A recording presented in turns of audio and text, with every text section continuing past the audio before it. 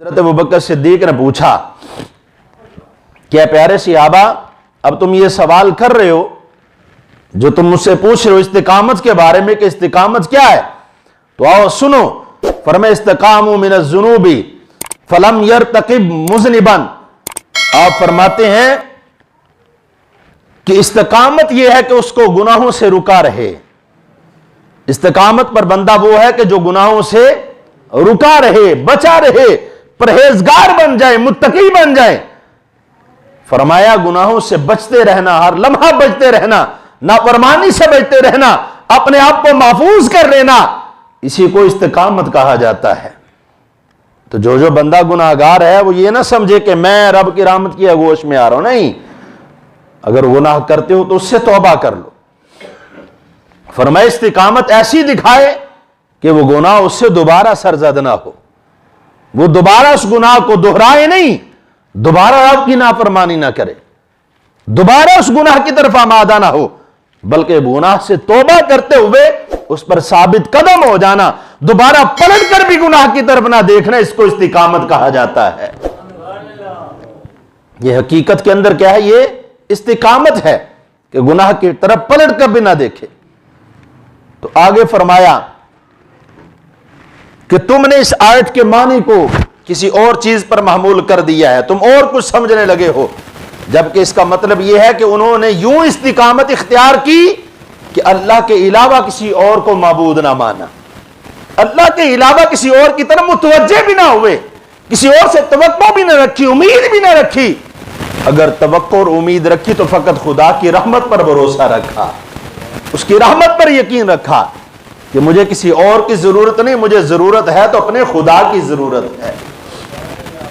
تو حضرت ابوبکر صدیق رضی اللہ تعالیٰ عنہ اس آیہ مقدسہ کی تفسیر بتا رہے ہیں ہمیں، اس کی حقیقت سے ہمیں آشنا فرما رہے ہیں کہ ایک تو یہ ہے کہ تم گناہوں کی طرف دوبارہ آمادہ نہ ہو، جب توبہ کرو تو پھر صدق کے دل سے توبہ کر لو، دوبارہ تم سے نافرمانی نہ ہو۔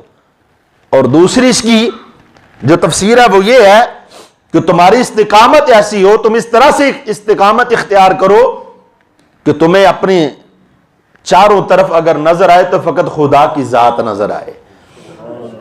اگر تم سجدہ کرو تو اپنے خدا کو کرو، اس کے علاوہ کسی اور کو معبود نہ مانو، اگر مانو فقط خالق کائنات کو معبود مانو، اسی کی عبادت کرو۔ تو حضرات محترم آگے فرمایا استقامت سے مراد یہ ہے کہ گناہوں سے محفوظ ہو جاؤ۔ اگر کوئی بندہ اس کا مفہوم اور طریقے سے سمجھ لیتا ہے، عمومی طور پر جیسے ہم کسی کو کہتے ہیں نا بھائی نماز پڑھو، کہتے ہیں جی اساں تے دل دی قائم کی تھی، نماز قائم کرم دا حکم پڑھن دا نہیں ہے، تو ان سے یہ پوچھیں کہ جب اللہ رب العزت نے پہلا حکم حضور نبی اکرم صلی اللہ علیہ وسلم کو ارشاد فرمایا تھا اقیم الصلاۃ لدلوک الشمس، جب یہ حکم ارشاد ہوا تھا تو اللہ کے پیارے محبوب نے اس وقت کیا کیا تھا؟ آقا علیہ الصلوۃ والسلام اپنے رب کی بارگاہ میں سربہ سجود ہوئے تھے، آپ نے نماز کو قائم کرنا شروع فرما دیا تھا۔ وہ قائم کیا تھی؟ پریکٹیکلی طور پر پڑھنا شروع کر دیا، صحابہ کے سامنے پڑھنا شروع کر دیا۔ صحابہ نے پوچھا یا رسول اللہ یہ کیا ہے؟ فرمایا رب کی طرف سے نماز کا حکم آ چکا ہے، آج سے ہم نے نماز پڑھنی ہے۔ تو صحابہ کرام علیہ رضوان نے عرض کیا یا رسول اللہ ہم کیسے پڑھیں گے؟ فرمایا مجھ محمد کو دیکھتے جاؤ اور ادا کرتے چلے جاؤ۔ صحابہ کرام علیہ رضوان نے جو نماز لی وہ کہاں سے لی؟ بارگاہ مصطفی سے لی۔ طریقہ کہاں سے لیا؟ بارگاہ مصطفی سے لیا۔ انداز کہاں سے لیا؟ بارگاہ مصطفی سے لیا۔ کہ آقا علیہ الصلوۃ والسلام نے فرمایا مجھ محمد کو دیکھو، جیسے جیسے میں ادا کرتا ہوں تم بھی ادا کرتے چلے جاؤ۔ تو یہ استقامت ہے۔ لیکن ہم کیا کرتے ہیں؟ ہم اپنی جگہ پر اپنے مفہوم نکالتے ہیں تو پھر گمراہی کی طرف بڑھتے چلے جاتے ہیں، جبکہ انسان کو گمراہی سے بچتے ہوئے نیکی کی طرف رستہ اختیار کرنا چاہیے۔